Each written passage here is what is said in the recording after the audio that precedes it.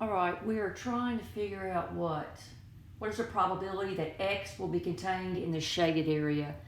And here's my shaded area.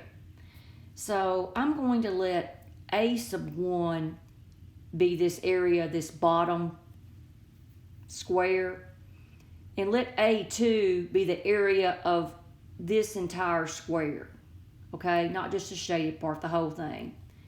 And then I'm going to let A sub 3 be the area of the great big one.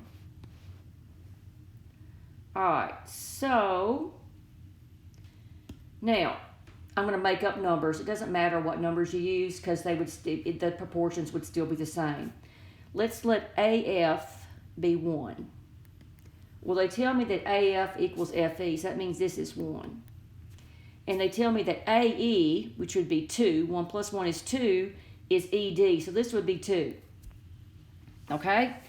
So the whole side here would be 4. And of course, that means this would be 4 because we have a square. So A sub 3 is 16.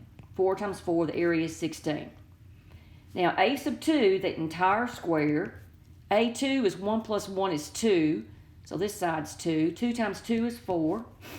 And the area of this little small triangle is going to be 1 times 1, which is 1. So the shaded area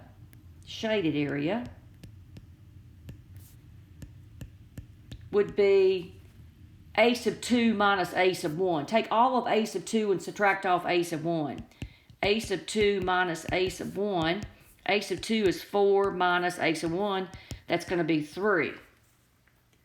So the shaded area is 3. Shaded part of that's 3. And the probability that X will be contained in the shaded area would be 3 over 16.